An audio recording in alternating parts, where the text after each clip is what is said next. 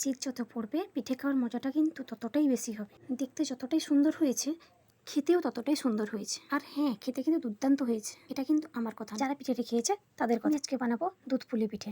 প্রথমে আমি নারকেলটাকে কুড়িয়ে নিয়ে তারপর খেজুর গুড় দিয়ে ভালো করে চটকে মাখিয়ে নেব। মাখানো হয়ে গেছে। এবার আমি কড়াইতে দিয়ে এটাকে পুর বানিয়ে নেব। উনানে আমি হালকা আঁচ দিয়ে পুরটাকে পুর হয়ে গেছে। এবার আমি পুরটাকে নামিয়ে নেব। তারপরে আলাদা একটা কড়াই নিয়ে দিয়ে দিব জল, তারপরে একটু নুন।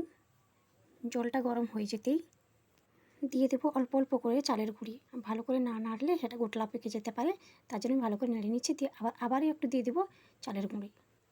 সবগুলো একসাথে মিশিয়ে এটাকে আমি একটা ডো তৈরি করে নেব। আমার ডো কিন্তু প্রায় রেডি হয়ে গেছে। এবার আমি এটাকে নামিয়ে নেব।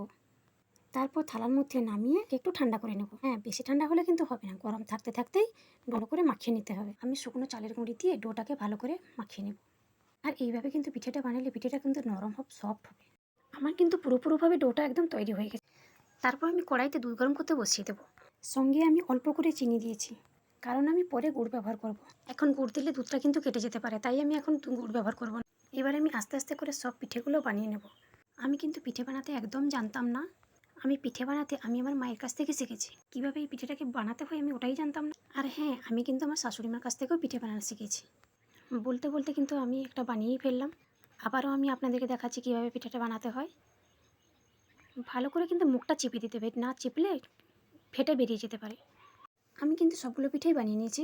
আমি যে কড়াইতে দুধটা গরম করতে বসিয়ে দিয়েছিলাম, দুধটা কিন্তু গরমই হয়ে গেছে। এগুলো পিঠা এইভাবে আমি দিয়ে দেবো। দুধটা ভালো করে যদি না ফুটিয়ে দেওয়া হয় তাহলে কিন্তু পিঠেগুলো ভেঙে যেতে পারে। আর এপাশে কিন্তু পিঠাগুলো ভেসে উঠেছে, দেখুন, তার মানে পিঠাগুলো কিন্তু সেদ্ধ হয়ে গেছে। এবার আমি নাড়াচাড়া করতে পারবো। যতক্ষণ পিঠাগুলো না উপরে ভেসে উঠবে ততক্ষণ কিন্তু নাড়াচাড়া করা যাবে না, এটা কিন্তু ভেঙে যেতে পারে। ফুটে ফুটে কিন্তু অনেকটাই গাঢ় হয়ে গেছে। তারপর আমি একটা বাটিতে চামচ চালের গুঁড়ি দিয়ে জল দিয়ে গুলিয়ে ঢেলে দেবো। তারপরে একটু নাড়াচাড়া করে ভালো করে ফুটিয়ে নেব। আর হ্যাঁ, কত বেলা ছিল পিঠা বানাতে বসলাম। পিঠে বানাতে বানাতে কিন্তু সন্ধ্যাই হয়ে গেল। পুরো একদম সন্ধ্যা হয়ে গেছে। ওই জায়গাটা পুরো অন্ধকার দেখাচ্ছে, প্রায় কিন্তু হয়েই এসছে। এবার আমি উপর থেকে এলাচের গুঁড়ো ছড়িয়ে দেবো, নাড়াচাড়া করে নেব। এবার আমি দিয়ে দেবো উপর থেকে খেজুরের গুড়।